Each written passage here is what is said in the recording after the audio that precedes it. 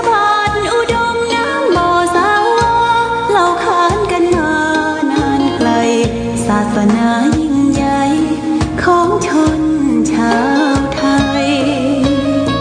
พระพุทธบาทจำลองของพระสัมมาองค์พระศาสดาพุทธบูชากราบไหว้องค์พระเจ้าฝางอุดมศิลป์ผู้สร้างสรรค์มานานไกลนามอุดมก้องไปสมในฉายาก่อนเป็นวัดร้างโบราณสืบสาน2524พระมหาราชครูเกษราปัญญาปรมาติกาจารย์จากวัดดับภัยเชียงใหม่สืบสานเวลาผ่าน131 ปีนานไกลวัดพระบาทอุดมรุ่งเรืองงามตาเจ้าน้อยบุญธาวงศาข้าหลวงบวงเชียงใหม่ปกครองหัวเมืองฟ้าทุ่มเทแรงกายแรงใจทุกชาติพันธุ์รวมใจรักษามัคคี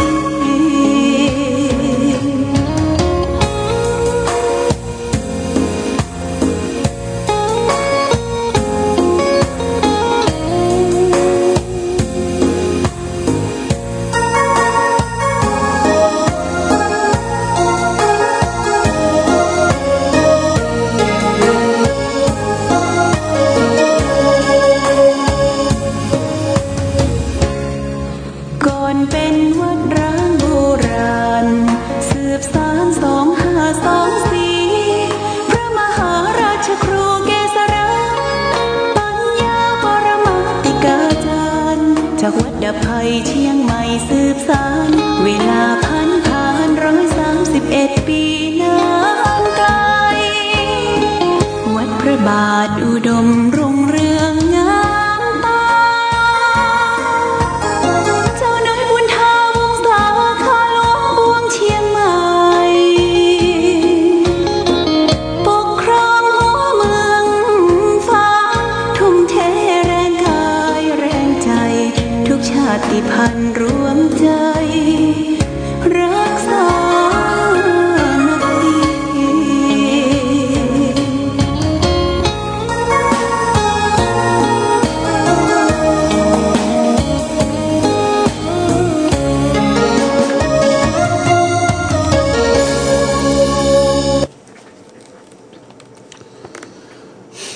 เจริญสุขศรัทธาสาธุชนญาติโยมท่านพุทธบริษัททั้งหลายวันนี้รายการธรรมประทีปส่องต่างก็ได้มาพบปะกับพ่อแม่พี่น้องศรัทธาสาธุชนญาติโยมแห่งครั้งหนึ่งวันนี้เป็นวันพฤหัสบดีที่28เดือนตุลาคมพุทธศักราช2564ซึ่งตรงกับเดือนเกียงเหนือเดือน11ใต้แรม7ค่ำวันนี้ญาติโยมวันพรุ่งนี้ก็จะเป็นวันพระวันศีลเดือนเกียงเหนือแรม8ค่ำก็มีกำหนดการที่จะทำบุญวันพรุ่งนี้เพื่อจะทำบุญตานเข้าสลากที่วัดแม่อายหลวงวัดเจ้าคณะอำเภอแม่อายก็ทำบุญแบบ New Normal New Normal แต่วันนี้ก็ที่วัดสันโก้งทำบุญจำเพาะในที่หัววัดเติงกัน5-6-7 วัดก็เสร็จสิ้นไปเป็นที่เรียบร้อยวันนี้เช่นเดียวกันสัก9 โมงก็จะไปร่วมประกอบพิธีทำบุญในงานประชุมเพลิงของแม่ นางคำสุวรรณซึ่งเป็นแม่ของท่านสจ.วัฒนาสุวรรณที่ปากตางบ้านหนองเต็งอายุ87 ปีเมื่อคืนแล้วก็ได้ไปเทศนาธรรมวันนี้เพิ่งก็จะได้ทำบุญสุนทานส่งสการตานคาบดูเหมือนจะได้ประกอบพิธีก่อนเพลพิถวายทานแล้วก็ถวายเข้ากล่องเสร็จเรียบแล้วก็พิจารณาผ้าบางสกุลผ้าไตรเสร็จพิธีตรงนั้นที่บ้านแล้วก็ตอนเที่ยงเกินทางคณะพระสงฆ์วัดรัตนวาสหนองเตงภิกษุสงฆ์สามเณรก็จะได้ไปนำศพไปยังสุสานปัจจาข้างวัดหนองเตงต่อไปอันนี้ก็เป็นรายการที่จะไปในวันนี้คือไปในงานศพของแม่นางคำสุวรรณญาติโยมท่านสาธุชนทั้งหลายวันนี้ตื่นมาอากาศชดชื่นแจ่มใสฟ้าฝนคงจะย่างตกไป2-3 วันตามที่กรมอุตุนิยมวิทยาได้ประกาศไว้ว่าบ่มีพายุมาเตื้อในปลายเดือนสิ้นเดือนนี้ก็ทำให้บรรยากาศอากาศช่วงหน้าหนาวก็จะเข้ามาแล้วนะญาติโยมนะหน้าหนาวนี้เป็นอากาศอันดีเป็นอากาศที่สดชื่นแจ่มใสมองไปทางใดก็มีแต่หมอกมีแต่กัมมุนาวะตัตติโล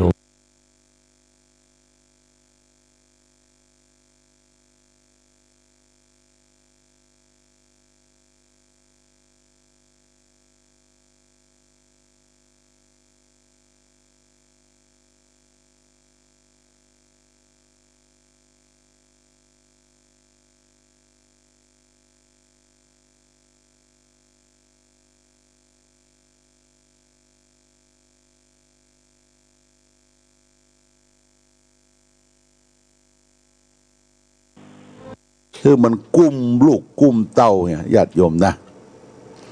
เมื่อคืน2 เท่านั้นก็รับมาลุนนะรับมาลุนลูกเต้าเอาลูกเต้าเข้านอนเสร็จแล้วก็ผ้าห่มผ้าอย่างมาห่ม2 เท่าก็ลงมาตะล่างมาลงตะล่างมาดังไฟหิงกับหมาน้อยหมาแม่ด้องนอนใกล้แกงหางดอกแดกหุ่มอู้กันนะออกแก๊กแต่ก่อนไฟฟ้าก็บ่มีเนาะหลัวนึ่งเข้าหลัวดังหิงหนาวเนี่ยอย่าไปเอาในแพะในป่าดัวรุ่นใหญ่อู้กันนะญาติโยมอู้กันถึงกี้เก่ากี้หลังอู้กันว่าวันพุก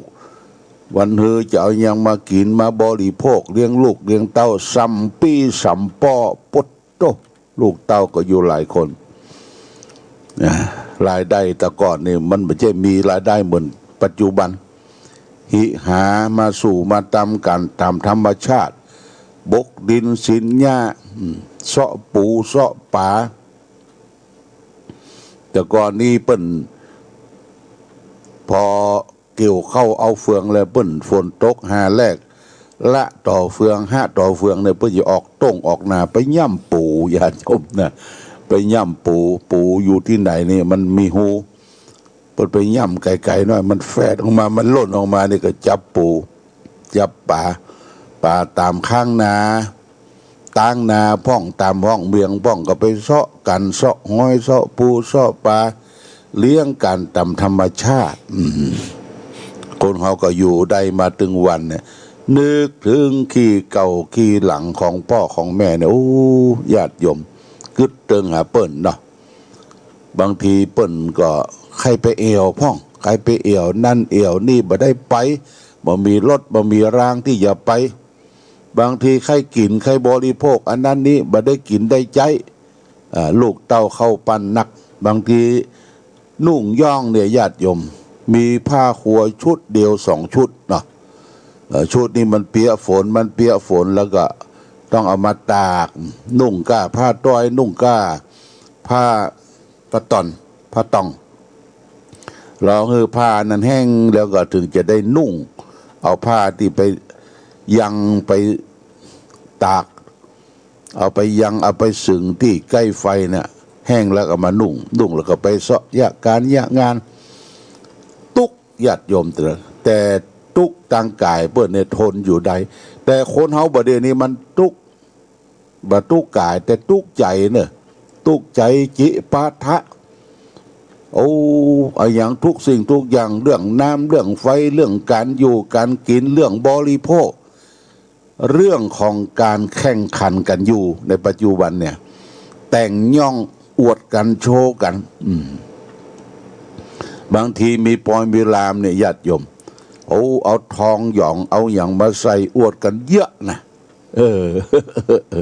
อวดกันเยอะเอาทองเอาอย่างมาใส่ญาติโยมมันแตกต่างกันในสมัยก่อนผ่านพ้นมาแต่ก่อนนี่เปิ้นติดอยู่กับวัดนะจิตใจอยู่กับวัดจะพัฒนาวัดเนี่ยญาติโยมเพียงแต่ตีกองปูจาตุ่มตีกองอุ้ยตีละกังตีปาเนี่ยเต้งเพื่อก็จะมากันตีวัดบ่มีกล้องเอิญบ่มีเครื่องขยายเสียงบ่มีมือถือมากันเลยว่าเฮาประชุมกันว่าจะพัฒนาเพียววัดเพียววาเอาขบกโลขบกกามีดกามาเพียววัดเพียววามาจากดันจากนี่รอบธาตุรอบเจดีย์เสร็จแล้วก็ห่อข้าวติดแต่ก่อนนี่บัดนี้เนี่ยกินที่วัดห่อข้าวติดเอาห่อข้าวมาเตกลางศาลาเตกลางวิหารบางทีเขามีน้ำพริกป่องบางทีก็มีผักลวกบางทีก็มีนั้นอันนี้มากับมาสู่กันแลกกันม่วนอู้กันละม่วนญาติโยมเปิ้นเอากันเป็นพี่เป็นน้องมีความสมานสามัคคีเป็นอันหนึ่งอันเดียวกันระหว่างบ้าน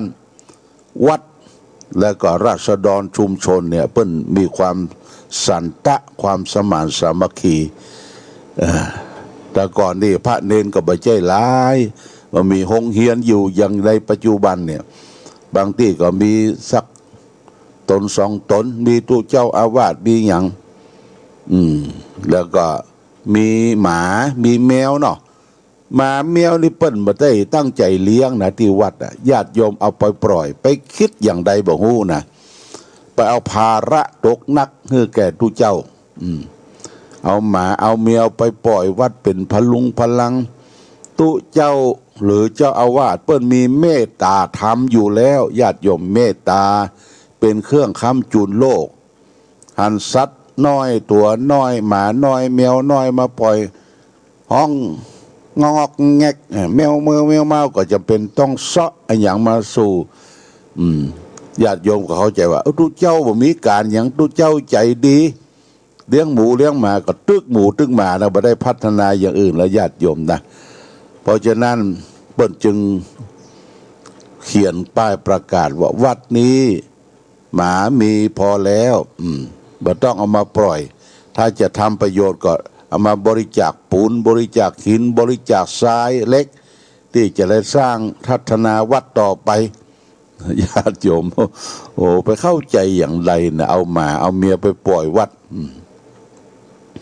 วัดพระบาทอุดมนี่มีหลายหมู่เนอะญาติโยม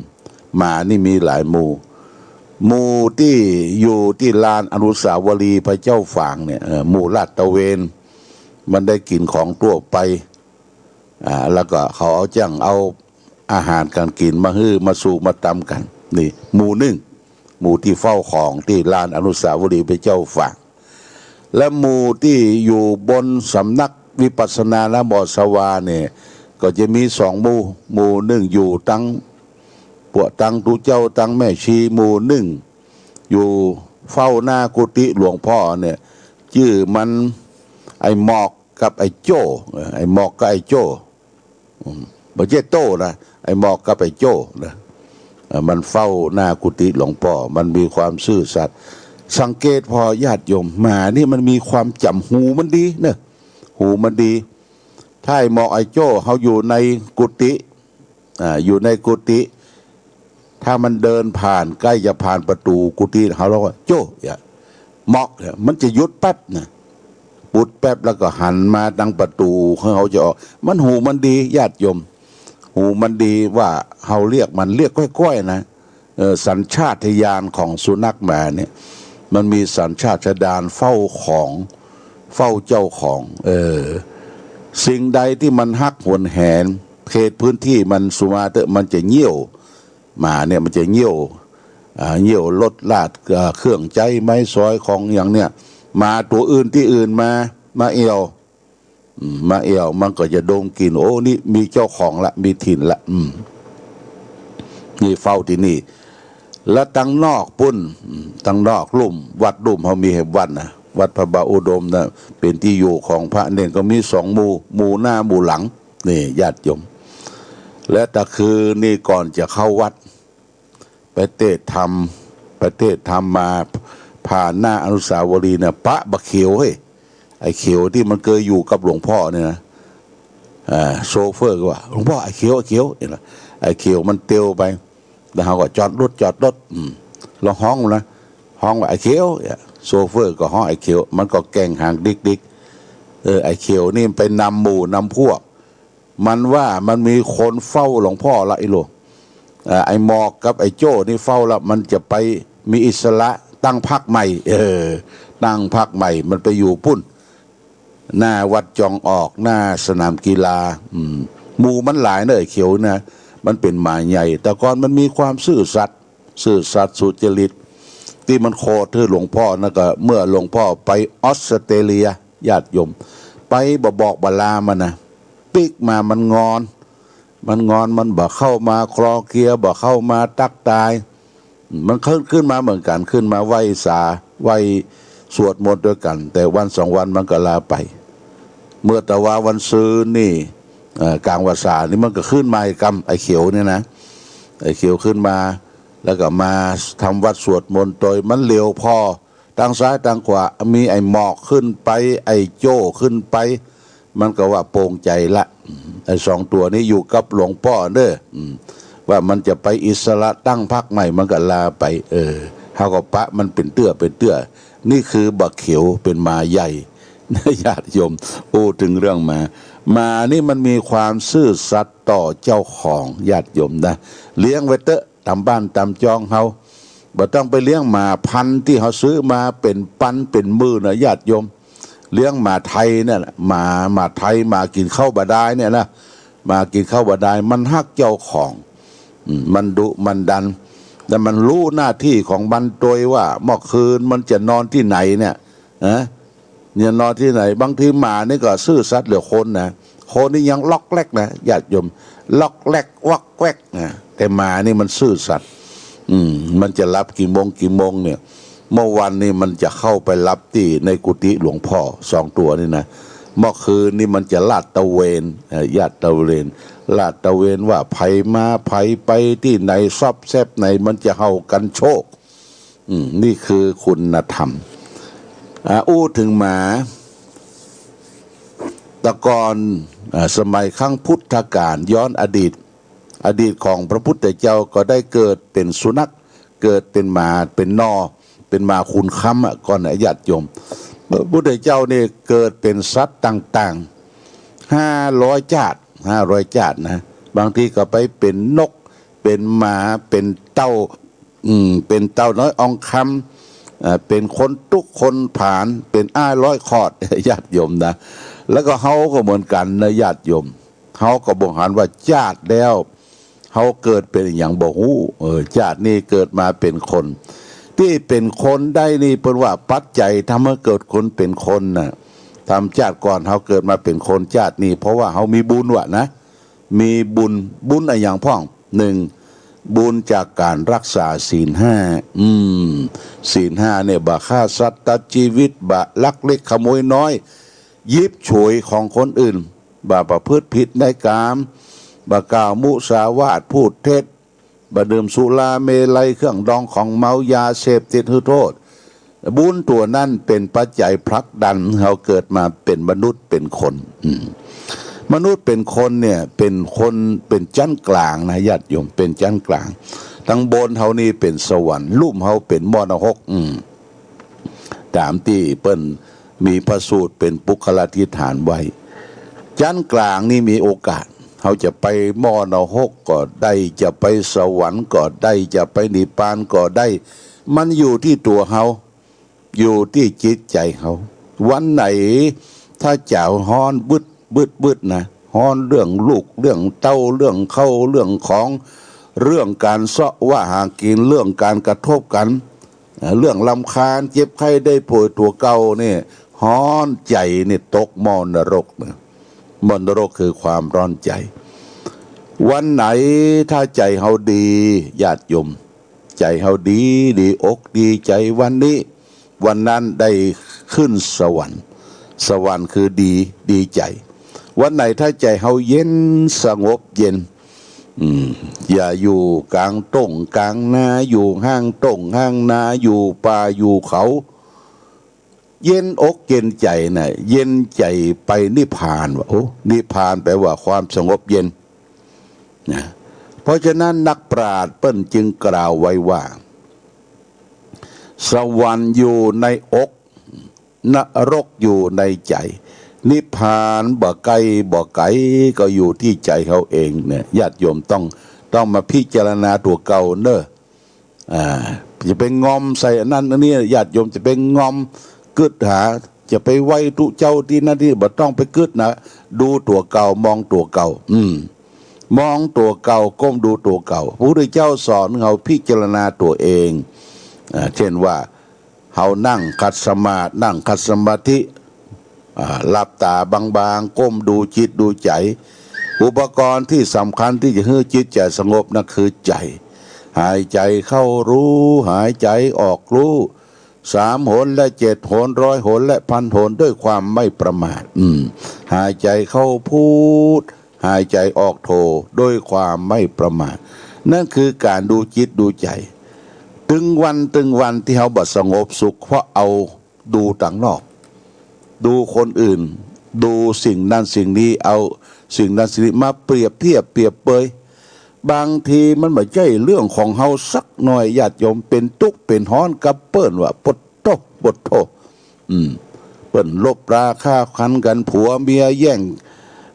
บุกหูตีตากันแย่งทรัพย์สินเงินทองพี่น้องแย่งทรัพย์สินกันเนี่ยอย่างกันเนี่ยเอาเรื่องของคนอื่นมาชอบอู้เนอะชอบอู้เป็นเรื่องแต่ตัวเก่าเนี่ย ตัวเก่าบ่อู้บ่มองตัวเก่าเนี่ยไปมองคนอื่นน่ะญาติโยมมองคนอื่นนี่บางทีมองชั่วมองดีของคนอื่นแต่พระพุทธเจ้าให้มองตัวเองเบิ่งตัวเองเรียกว่าอัตตาหิอัตโนนาโถโกหินาโถปโรชิยาตนแลเป็นที่พึ่งของตนใครเล่าจะมาเป็นที่พึ่งแก่เราได้ถ้าเราบอกเปิ้งตัวเองญาติโยมต้องเปิ้งตัวเองนะจะกินข้าวจะกินน้ำเนี่ยไม่ใช่ว่าคนอื่นกำมาป้อนมดไม่ใช่เราต้องกินเองป้อนเองทำเองนะญาติโยมไม่ใช่งอมืองอตีนงอเท้ารอเพื่อเปิ้นมาป้อนมากินพระพุทธเจ้าสอนให้เราเปิ้งตัวเองในสมัยครั้งพุทธกาลเนี่ยญาติโยมพระสงฆ์สาวกไปบิณฑบาตมาได้บิณฑบาตเกิดเข้ายากหมากแปงฝนแรงแห้งขอดฝนตกฝนซึงตุเจ้าพระสงฆ์ก็ต้องเปิ้งตัวเองนี่อย่างอุ่นข้าวเย็นต้มข้าวบางทีข้าวเย็นตากแห้งว่าเปิ้นมาอมคือประทังชีวิตแต่ก่อนสมัยตุลุงตุปู่แต่ก่อนนี่เปิ้นญาติโยมไปตานขันโตกขันเข้าวันพระวันศีลเพื่อจะเอาข้าวเย็นตากเนอะตากแห้งแล้วก็เอามาโซะกับคกไม้คกอย่างโซะแล้วก็เป็นข้าวเย็นสารละเป็นข้าวเย็นสารเพื่อจะเก็บใส่ใต้ใส่ผงใส่ใต้ใส่ถุงไว้เวลาวิทย์ลวดจวดเขินเนี่ยเพื่อจะเอาข้าวเย็นมาแจกกับละมาหนึ่งเฮ้ยช่วยตัวเองนะญาติโยมช่วยตัวเอง ไม่ใช่ว่าปากแพร่แล่ขอคนนั้นขอคนนี้อ้อนหาคนนั้นคนนี้คือทุกเจ้าเนี่ยเป็นประเภทเป็นคนอ่อนแอไปเนี่ยพระพุทธเจ้าสอนเราเข้มแข็งทางการต่อสู้ทุกสิ่งทุกอย่างที่รอบตัวเราเนี่ยคือได้เปิ้งตัวเองญาติโยมก็เหมือนกันคือเปิ้งตัวเองอย่าไปเปิ้งคนอื่นรับลำไปแต่ไปไหนจะไปด้วยกันเป็นหมู่ญาติโยมคือฝึกเป็นหัวหน้าหัวตาคือฝึกเป็นผู้นำแต่ว่ามีภาวะผู้นำประจำอยู่ในครอบในครัวเขาก็จะอยู่ด้วยความภาคภูมิใจนี่ฝากไปคือเปิ้งตัวเองตัวเก่าเอาละวันนี้รายการธรรมะประทีปส่องต่างได้มาพบญาติโยมท่านสาธุชนพอสมควรแก่กาลเวลาเดี๋ยวก็จะได้ขึ้นมาไหว้พระนะการไหว้พระสวดมนต์ตอนเจ้าทางวัดเราจะเปลี่ยนเวลาเป็น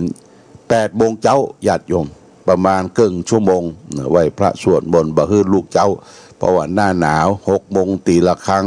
จะไปบิณฑบาตกันทำกิจกรรมกัน8 โมงนี่ก็จะไหว้พระ